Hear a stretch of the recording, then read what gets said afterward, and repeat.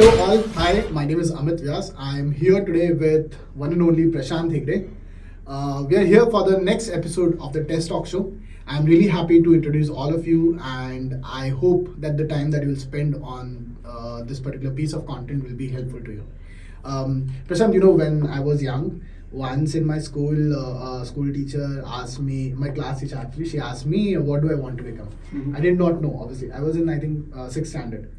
And so she said, okay, go back home, think about it, and come back.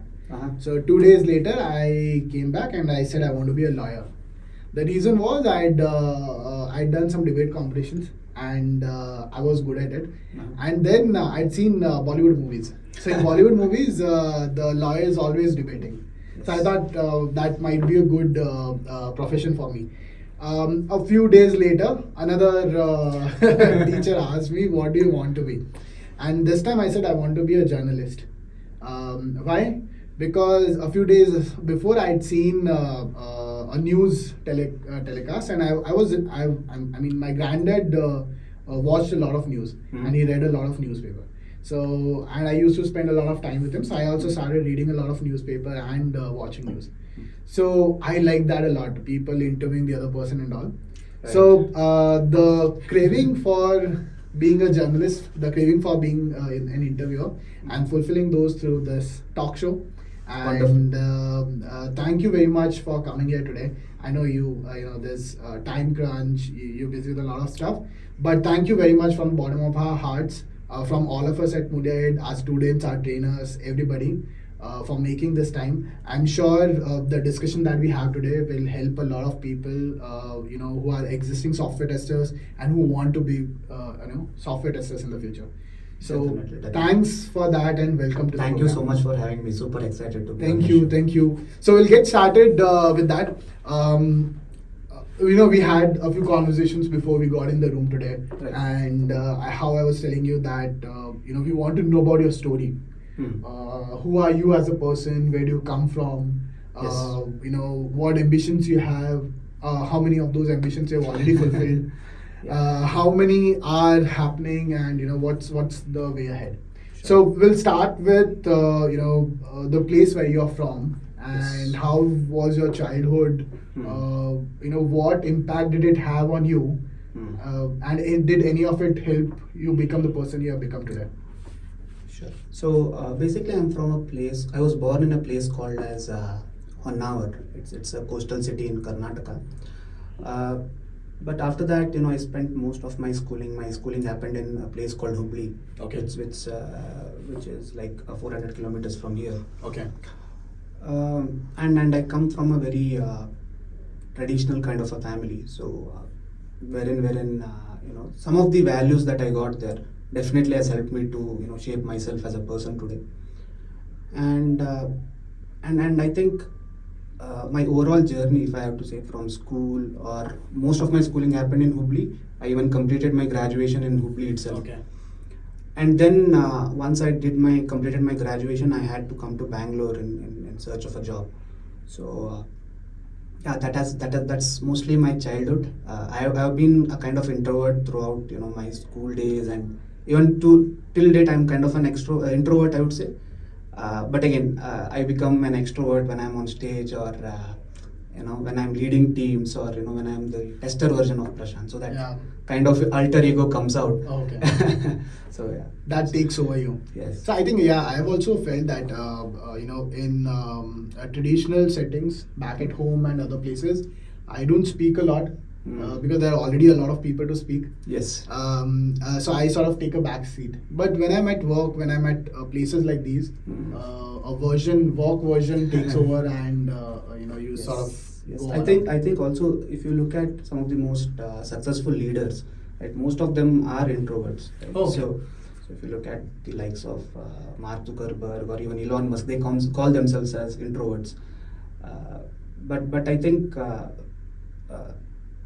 Everyone has both versions of it. True. To some extent, we all are introverts, and to some extent extroverts as well. True. I think our surroundings have a great impact on it. Yes. And one of the learnings that I've had from running a hiring placement at MoEngage is There's some testers who are very good in a particular group of customers and they do really good job there.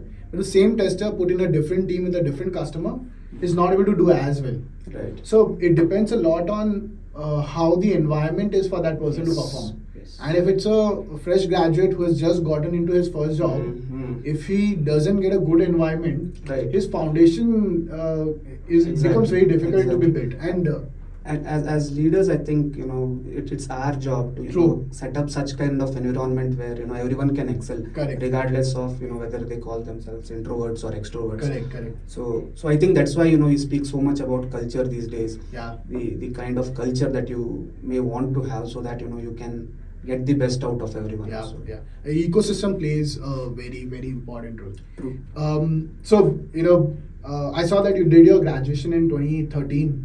Yes. And you joined your first company, that's Yes. Pull to Win Yes. next year. Yes. So, what were you doing in the Yeah. meantime?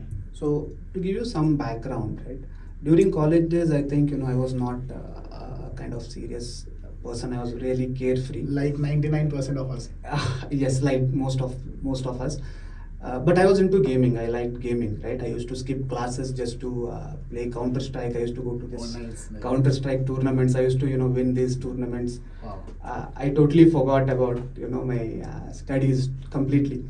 Right? This kind of had an impact in many ways, right? So I did not have a good percentage throughout, which limited me from getting a lot of campus Same pinch. which limited me from getting opportunities even to attend interviews. Yeah. So things were good, but reality striked hard when all of my friends were placed, and there were a couple of my friends from the Counter Strike gang who were left behind, and we had Correct. absolutely no idea what to do next. Correct. Welcome to adulthood. So that's when I was just talking to one of my friends, and they suggested that there is this famous institute in Bangalore. So you go there, Yeah. they will train you on software testing. I had no idea what software testing is, Yeah. though there was a lesson in our engineering textbook about software Yeah. testing, which was hardly spoken about. Correct. So I joined this institute, and guess what? The thing that kind of limited me, or did not give me opportunities to even get interviews, right? I got an interview in a game testing company, Okay. and my gaming skills, in fact, helped me to get that first job. Very nice. And I think in Pull to Win I got the opportunity to firstly get the basics of testing, Okay. and also I think the combination of gaming skills plus the testing skills really helped me to do well there. Nice. But the only thing was, it was a contract job. Okay. And I don't know the current state now, but the state of game testers is kind of really difficult, challenging role. Usually when you have projects, you have work, but after that you are asked to wait for a long period until they get the next project. Yeah. So I had to look out Okay. for beyond gaming. Okay. So that's when I moved to a different company, and then I started upskilling myself. It was the time when mobile app testing was in boom. Yeah. So that's when I started learning about mobile apps, testing on different. There was a whole new challenge of how do you test on so many different devices and browsers and all that. So it was that time wherein I think I became a serious tester. Okay. And then I started gaining expertise in testing. That's when. Got it. See, one of the aspects for any software tester, any person actually who gets into his first job, first of all, getting in a job is a difficult thing. Now, no 100%. matter, we have 7-8 years of working, but when you start your first job, Yes. it's very difficult. And I know people who had a difficulty in getting the first job, somehow got the first job. Yes. The company didn't do well, or for a different reason, they could not Yes. continue there, they got out. Yes. Then they waited again, tried a different thing, and then went to somebody else. Yes. And history repeats itself. It repeated for them. Yes. So after 2-3 attempts, the kind of morale they had was very low. Hmm. While they are good guys, they can do a good job, but Yes. getting the right opportunity was difficult. Correct. Now, given that you had a similar experience where you joined Yes. the first company, and then there was this Yeah. exit that's soon in the career. Yes. What kind of societal pressure or Hmm. influence was there? How Yes. did you go through that journey? Yes, I mean, both in terms of my personal as well as, firstly, you know how well paid testers are at the beginning, right? So Yes. and to survive in Bangalore, it's very difficult, Yeah. especially when you're a game tester. Yeah. And also when I wanted to pursue this journey as a software tester, majority of the people I knew kind of demotivated me, saying that why are you even going Correct. to be Correct. to be a tester, right? Why don't you be a developer? Why don't you be something else? Correct. So that was the kind of inputs that I used to get from the people around me, from the seniors, or the people who are already there Yeah. in software development. Yeah. So I was in a dilemma whether I'm going in the right direction or not, right? I did not know what to do, because I already had got some training in testing, and I had got some experience, and this early exit from a company again made me think whether I should pursue ahead in the software testing journey. Yeah. So yeah, there were thoughts of what should be my next step. Should I try to take a switch? Should I learn something new? But I think I had this passion towards testing, which I somewhere felt that I'm going in the right way, and just like many others, right? Even for a person to excel, you need the right company, you need the right people, you need the right environment. So early in my career, I had to do a couple of switches until I reached a place wherein I joined a startup which was the right environment for me to excel and to grow with the company. So I think for all the freshers, you may not find the perfect company at the start, but you may have to work a bit until you reach the perfect place. Yeah. Again, there may not be a perfect place. You need to make that place Perfect as well. Correct. Yeah. That's first of all, identifying a place that you want to work. So first of all, getting a job Yes, is difficult. yes. Now you got a job, but you're now doubting whether this will be a good place for me or not. Yes. And I think in most of the cases, you don't know. We don't know. Without Exactly. getting into it, you don't know We whether don't this know, place will be a yes. good enough place or not. Agreed. Only once you get in, you spend some time, Yes. some experiments there, Yes. and that's when you realize whether this is the right place for you. Correct. And on top of it is the societal pressure on software testing as a profession. Are you doing the right job? Your seniors talking to you about it, your friends talking to you, So when I joined Mulya, I remember one of my relative who stays outside India, they asked me, this software testing job, in 2 years, somebody else will come and do the same job that you are doing today. Yeah. And how will you survive? Exactly. So even if you look at the fresh folks, right, you may be interviewing a lot of folks. So when you go to colleges, there are very few people who would want to actually Correct. pursue their career as a tester, right? Correct. Very few people. Very few, true. Everyone wants to do something else, True. especially with the advancements in the technology now. True. Right? Nobody really wants to be a software tester. Correct. And also I think software testing is very accessible. Anybody can fake to be a tester, but Correct. and everybody can claim that they can test. Correct. So I think somewhere that makes testing challenging, and also to find the right people. Yeah. Right, finding good testers, skilled testers is becoming increasingly hard. True. You may also know that even when we try to hire, even getting a mediocre tester is getting increasingly True. difficult True. day by day. But yes, the attraction towards testing, there is minimal, right? True. So while that's there, but I see light in the tunnel sort of situation. I have hope.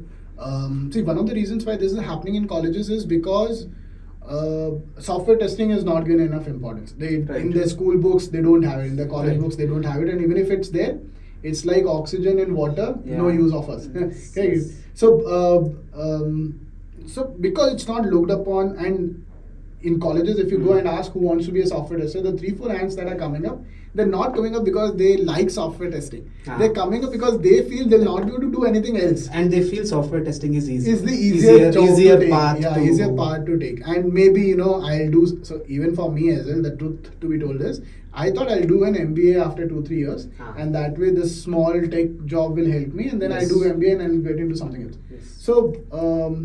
But in fact, software testing is looked as a transitional job, even now. True. But I was coming to that. I have hope is because recently, from the last couple of years, I see good guys also. A lot of good guys coming in, and some college students also who do a lot of say programming and other things while they're in college. When they come and see the kind of work that is happening in testing, they tend to stay with it. Yes. They like to stay with it, and most of these folks are people who think a lot, brainstorm a lot, and they like the idea of doing it. They like the idea of using code to automate, using code to find performance. I think the problem is, as you said, smart people don't want to stay in testing. Correct. Right? Correct. If smart people move to something else, right, it will be left to very few of us Correct. leaders to take the craft forward. Correct. And find innovative ways to take the craft forward. Correct. So that has been a problem for testing, not now, but right from the start. Okay. That brings me to the question. Ah, You are a thought leader in this space. Why have you stayed with testing? okay. So firstly, as I told you, I'm very passionate about testing. How did that happen? I think this is an acquired passion. Okay. It happened. It's not that I was in love with testing right from the start. But as I started testing, I started loving what I do. Right. So more importantly, what I feel is I feel fulfilled. I feel satisfied by doing this job, because I know that the job that I'm doing is actually impacting a lot of people. It's making difference in people's lives. The business that we are running, the customers that we have, and the customers of our customers, right? So there is a huge impact because of my work, right? And also I'm able to make impact in the lives of people who are around me, with the lives of the people who work with me. So that is one part. And second thing is, I think I have got everything that I ever wanted. Okay. By being a software tester. So I think it's now time for me to give it back to the Okay. community. So I think that keeps me going. I want to do something to the community, and I want to be one of those people who would take the craft forward. Okay. Do you think you would have been a better developer than you are tester? Do you ever think No, I haven't thought of that. I don't think I would be a better developer. Okay. Yeah. And then I think I'm sure there are a lot of people who would have become a better tester, better test engineer than the developer they are. Yes. But they still tend to stick with it because, while obviously they don't have a live hands-on experience of testing, so they don't know the pleasure they would get from this. So, and that's why when we were hiring, we spoke with a lot of developers to talk about how they could become very good test engineers. Not just work-wise, monetarily also. Yes. They could make much more. Yes. But even though that's there's a barrier that's created. The barrier is the hierarchy in like how it's Hierarchy and the way testers are. There is already this portrait, and there is this mindset that about testing It's and a- testers correct. as if they are less valued. Yeah. So one thing when such a topic comes, what I talk about majorly is, see, on a table you can influence if you add value. Right. If you don't add value, nobody would listen to you. Yes. It happens everywhere. Back at home, when you have cousins, friends, any group of circle, Yes. right? Yes. And if as a person you're not able to add value, you will not be influential. If you're not influential, you'll not be heard, and then you will 100%. not be given enough respect. 100%. So finally, whether a software tester, developer, front-end engineer, product owner, graphic designer, it depends upon when you're on the table what value you're adding. Right. If you're adding enough value, you will be heard and your views will be taken seriously. Agreed. But I think because in the space right now, software testers are not valued enough, one of the reasons would be that testers are not adding enough value. Exactly. I think the state of testing is this way because of ourselves, right? Correct. We are Nobody not else able should be. to tell the world that software testing in fact requires skill, and it's a skilled craft. I think we are not able to show that value. When I mean we, not most of us are able to do that. True. Right? While there are excellent testers, there are people who have done outstanding work, but the way software testing is viewed today is because of people who have not been able to show that testing is requires skill, and it in fact adds value. It adds value. So I think that's the reason why the state of testing is this. So way. now that we have set this benchmark that it is because of us not adding enough value. Right. Let's go back to the work that we do on a daily basis. Yes. So in your current work, how big a software testing team do you have? It's close to 40 now. We have a big team. 40. So out of 40, is all 40 performing to their best extent, or is it 30, 20, 10? So usually I see this 80-20 kind of rule, right? So usually it's those 20% who usually the whom we consider as top talent or the top people. It's usually that 10 to 20% who have that urge to grow and Yeah. who have that ownership to Yeah. take things forward. So that is something that I see seriously missing in testers, right? When you take that ownership, when you exceed expectations, right? Do more than what is required. That is seriously missing. People just want to come, they want to test, and quality is something people cannot see. Unlike developers' work, which people can see. Something gets built out. Yes, something gets built out. So I think most of the testers are not able to show their worth and the value that they can add to the business. So I think when work starts, we should look internally, Hmm. and how do we make the other 80 do well. Yes. Yes. And for that, is there any tool that they are missing? Is there any mindset shift that they are missing? Is there any motivation that they are missing? Are they not getting enough money for it? Or so identifying those and then Yes, helping them yes, be there. 100%. Once those 80, then when the number is 80-20 on the other side, Yes. 80% superstars and And 20% 20% wanting to become superstars. Agree, So yes. that's when you feel Agree. these 80 go out and then try to create this 80 phenomenon in other places also. 100%. But is this like an additional responsibility for a software tester? Yes. On top of the work that they have to Yes. do? Yes. I think today, the need is software testers need to be generalists today, right? They need to do much more than their traditional testing responsibilities. Because the way the things are changing and evolving quickly in terms of technologically, I think we cannot just stick to just writing test cases and doing the same old things that we are doing. So we need to step beyond these traditional boundaries and see how we can add value by Yeah. taking much more ownership. Yeah. And for that, I think understanding the business is important, and what business cares for. Yeah. So until you know what your business worries about, right? For instance, your business may worry about the time to market because they want to be faster in the market, so that gives them a competitive edge. So see how you can make things faster. Correct. Can you improve your time to test, or what do your business care about? Let's say customers. So how can you give a superior customer experience? So we need to understand the our business objectives and how we can help our business achieve those objectives. Yeah. Whether it takes even to you may have to break your traditional barriers that we call and help business reach there. So, see the examples that you gave where the time to market, that giving them competitive advantage or Yes. saving money in the Yes. work done. That thought process of business side of it, thinking about your company, your company's customers, your company's customers. Yes. So that thought process. I mean, there are tons of frameworks there. A Mhm. business framework for testers to think like a business guy. Yes. But you can have tons of it, but finally, if the person doesn't think on those lines, those frameworks does not add enough. Yes. Now, this gives me an enough good example I got. We have to have good testers, or we need to make them good, not just for their own good. No, it's not a volunteer work. It's a Yes. selfish work also. Yes. I know about a society. It's a group of apartments, and a friend of mine has a flat there. Okay. The society has a WhatsApp group. Okay. Everybody in the group always complains. Uh-huh. There's no water today. Ah. The pipelines Pipelines are are stuck. broken. Yeah. Parking Same story. space is not there. Somebody else is parked in my place. Every day they are fighting about, and it looks like that the society is at the verge of crumbling down. Yes. People fighting and all. But the good thing that all of them do is they write very good reviews on their Google review. Everybody. They fight with each other. They fight on smallest things. What garbage is not taken out.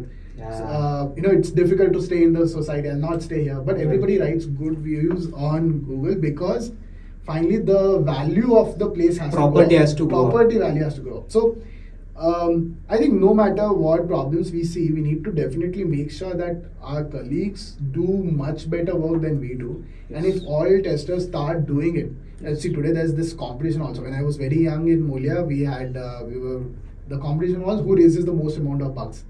So in the first project that I was working, I used to raise bugs left, right, center. One of my colleagues came to me and told me, Amit, please don't do this, because when you raise 100 and I raise 20, it looks like I don't do enough work. So, but being immature, being really young, I would continue to do that, obviously. And obviously, I would not stop because somebody else is not able to do it. But I think I should have focused more on how I could help the other person do better. Yes. How I could have helped them get more, better thought process. Yes. The ideas that I had, how I could share with them, how they could learn. Mm. So I think if all testers start doing it, it is not just going to help them individually, it is going to help the entire testing craft and then their future prospects also. Agreed. I think people today, like how I thought at that time was, if I do better work, I get more salary. But that salary or that amount of money is very limited. Yes. The growth is limited because next time when you have to go out and if software testing is a craft, the profession does not Yes. have enough value. Just like the property value. That's correct. the point. So, okay, coming back to the conversation, you said you found a place of good mentors, a place where you thrived. You felt Right. like you will thrive. Yes. How did that happen? And if you would like to, throw Yes. some light on that experience. Yeah, so when I moved to the next company, more than mentors, I think most of my career I have been a solo tester. Okay. Until I moved to a leadership position. I think even the stability of the company mattered because I can have a stable job and I can excel. So in the next companies, I think I got exposure to some of the good exposure in software testing, and I think I got early opportunities to lead teams because of the good work that I was doing. From there, I think there was no looking back. I got chance to build teams and scale teams from scratch. The same thing that I did in MoEngage, right? So I started gaining that experience of building high performing teams. So that in a way was a career changing moment wherein I learned how to work with people, how to build teams from scratch, how to scale them, and how to show that value of testing to the business. So from there, I think I was able to successfully replicate that success in multiple companies of building teams from scratch and scaling them and showing that business value of testing. How did that learning come? That learning Sure. of all these areas, business and building teams and all.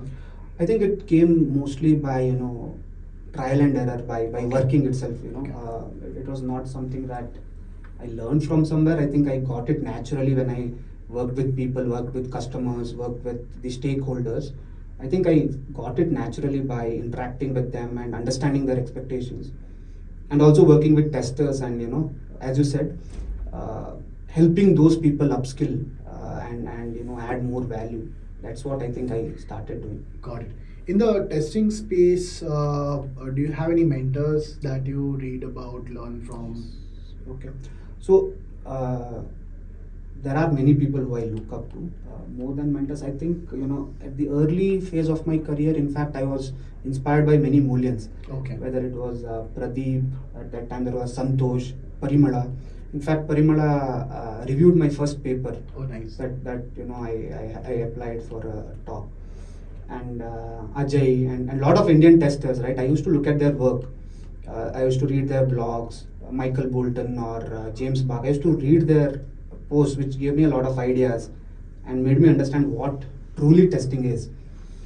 And I think from there I started, visualizing myself to be, there as I wanted to establish myself also as a leader.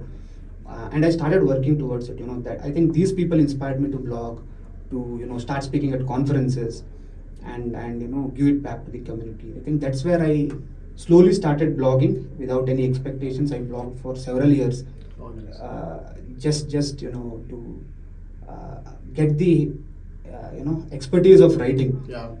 And surprisingly, one time I had applied for a conference in Thailand. It was I never had any expectations. Surprisingly, I got selected. That was my first talk. Okay, nice. I had to go to Thailand and speak. So So, very interesting that the first international location you chose was Thailand. but I was married by then anyway. Okay, slightly late. Yeah. But good. Any one thing that I have been, I have taken inspiration from you is the writing and speaking at events. So, what's your process once you identify that okay, this place has an opportunity where I can go and present or speak about it? What's your process of identifying the topic, working on it, and then bringing it out? So usually, you know, I have bookmarked some of the events that I kind of have the wish list of places where I want to speak Okay, at. For okay. instance, I wanted to speak at Eurostar Yeah. from you know my early days. Uh, So I usually keep a you know tab of the call for papers when okay. they're called. Okay. And usually when you choose a topic, I think it's more about you need to understand the theme of the conference. Okay. And your talk should be in alignment to the theme of the conference. Okay. That's when your chances of getting selected would be higher. Okay. Or at least you need to tweak the talk that you already have in mind to kind of you know fit Align- the yeah. to fit the theme of the conference. Yeah. Yeah. So that is one, and secondly, I think after you do a little bit of talking and once you get that you know little bit of reputation, it makes things easier. Got it. Got it. And I think most of the conference also encourage new speakers. They Yeah. do have slots for Yeah. new speakers, and there are a lot of communities out there who want people to excel as Correct. speakers. So See, because you've been speaking so much on places and you spoke about, once you have some talks done, you create an image and then it becomes more easier for you to go. That image part of it, I have personally, always wanted to build a personal brand online and at different places. The concept of building a personal brand, when did you first realize it and what kind of work you've done on top of it? sure, I think I kind of realized that probably 4 or 5 years back that your online presence is gonna get you a lot of opportunities, right? Because when you're recruiting or when somebody wants to look up somebody, the first thing that they do is they either Google their name out Yeah. or look them up on LinkedIn. Yeah. So the kind of first impression, or you have that, you have that opportunity to make people think what you want them to think. Yeah. That's in my Yeah, opinion yeah, is yeah. your personal brand. Right? Whether when they look at your LinkedIn profile or when they look at your posts or when they look at you. So I realized that by having a personal brand, it will open up a lot of opportunities for you. So I started very subtly, like I intentionally never wanted to do a brand kind of a thing, but the core of building a brand is you need to be genuine first. True, right? 100%. You need to be genuine, and people need to relate to what you're doing. Yeah. And then your work need to kind of help people to solve their problems. Whether let's say in our case it's testing. So how are you able to help testers, or how are you able to enrich the lives of other testers by your work? Right. I slowly started doing this. I created a strong LinkedIn profile. I started blogging. I created my own website, and I started writing on a lot of platforms. Right. I had my own blog, but then I thought, why not write on other platforms or others' blogs, so that it gives me more reach, as well as it will help me to learn new things, plus establish myself as a guest blogger. That's how I started. So, when somebody searches for Prashant Hegde on Google, what should they see? Okay, so they should look at me as a leader in the software testing space, a thought leader, a person who they can connect to and talk freely about their testing problems. Got it. When I looked at, searched for Prashant Hegde online, I saw the website that you spoke of. Yes. If I look at, the software testing industry, even dev or whoever, there would be 0.001% people who would have their own website. Right. So how did that idea happen, and how is it helping you? Sure. So when I started this website, it was a very blank version. I wanted a space wherein I wanted all my blogs, because I was writing on different platforms. So I wanted a place wherein I can bring all these articles together, so that people can look at all my articles at one place. But eventually, what I realized is, when people come to your website, right, there should be a call to action, right? What do they do next after they read your article? Okay, you can say let them follow me on LinkedIn or whatever. Yeah. But what I realized is having a website, right? You need to give a way for people to talk to you or connect to you for the next steps. In fact, many of the monetized blogs that I've written, I've got the opportunity from my website. Right? Okay, I have okay. a form wherein people can come and leave their details, Okay. and then I contact them, and so that conversion needs to happen. So that's what I learned, that website is not just to show it's not just your portfolio of the things that you did, but there should be also a way how you can convert the people who come to your website. Yeah. Not just monetarily, but also if they want to connect with you and speak genuinely about some issues. So, two things on that. The first thing is, I saw a lot of feedbacks. A lot of people writing good words from different organizations, different categories. Like you have a mentee here who has written a good feedback for your mentorship. You have a teammate who has written good about your work as a teammate. Right. You have somebody who gave you work as a Yeah. product owner or somebody, and they were happy with it. Yes. So, the feedback, is it something that you reach out to them and ask for feedback, or they add it on their own? I think you'll have to ask, because see, everyone has the feedback, Ah. right? Because it's not that they would explicitly write it on your LinkedIn profile unless you ask them to. So usually we are shy to ask, but Yes. it's not bad to ask for a recommendation, right? I think we need to ask recommendations from the people who we work with, right? Again, don't influence them to write good things about you. It should come naturally. So But next time I need something, I'll write down myself and send it to them. You approve. right. And I think most of the leaders would not write a recommendation until they are really Asked convinced, for. asked Correct, for, true. or even if they write, they would not really write something which is False. Yeah, false. So I think having that recommendation kinds of adds trust also. True. Right. True. We would know that those people value us True. as testers, but if it is written somewhere, right, it kind of strengthens your reputation and credibility as Correct, a correct. as a tester or as a leader in this space. When it comes from people who you work with, from influential people, it kind of strengthens your credibility True, further. true. So, has there been cases where you asked for recommendation, but the other person said, no, I don't want to? In my case, it haven't been so far. Okay, okay. But That's good. but, So but even if that happens, it's completely fine. It's Correct. That's good. So, the second question that I was going to was on the side of monetization. See, why are we all working? Because we put up our time, and then as a response to that time, we get paid for something, and that Right. money helps us on other places. Right. And then it creates the affordability for us to spend more time on the things that we like. Yes. A lot of times we shy away from monetization, thinking that if I talk about money, my credibility might take a hit. Yes. Or I might lose this opportunity. lose altogether. opportunity. So so first of all, question is, when you started doing it, was monetization one of the things in your mind? And then when you did reach a stage where you felt, okay, this could also help with monetization, Yes. did you start doing it, and how has it worked out for you? So in the early days, I think I had no intentions of monetization. Neither I had the idea that this could be monetized in Yeah. some way. I just knew about Google Ads that you could use something like that to do some Correct. monetization. Yeah. I had no idea of guest blogging or and other kind of monetization ideas. I kind of went writing, and then I created a name and reputation for myself. But at a certain stage, I felt that yes, now I have I know my field. I can be a reputed writer.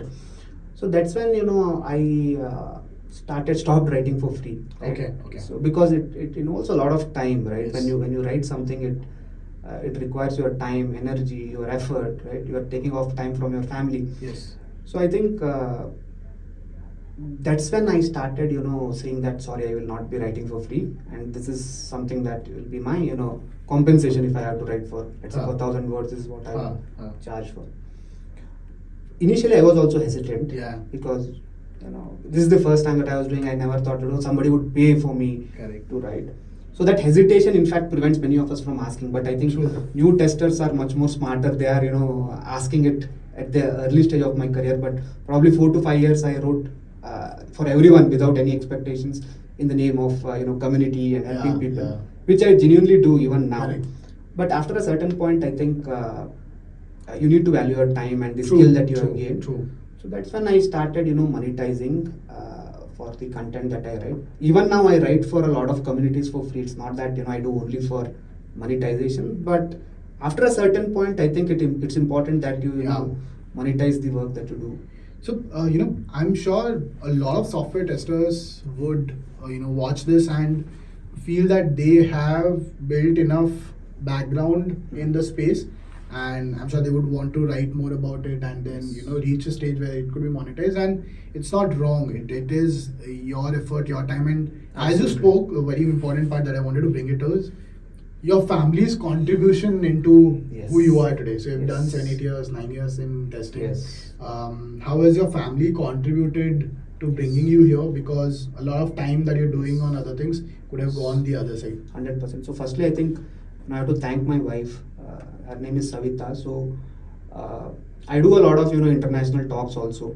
I have a daughter of 5 years old. Yeah. Right. Without her support and without her taking care of the child, I don't think I would be able to do anything that I'm doing now. So the equal credit goes to her. Yeah.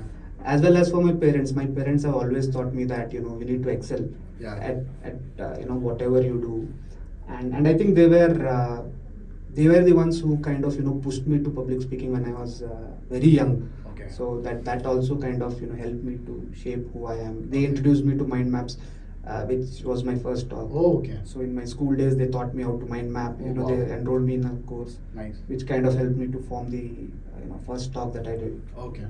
So without, I think, the family support, I think you'll not be able to do a lot in the community Yeah, space. yeah, So I yeah. think as much as the leaders in the testing space, I think their Families. wives, their families have the equal contribution in making that happen. True. We'll take a quick break here, and it was great, communicating with you, talking to you about your story. We'll take a quick break Sure. and come back maybe in 15 Sure. minutes and shoot the next Sure. piece. Thank you. That's you. all for part one of our discussion today.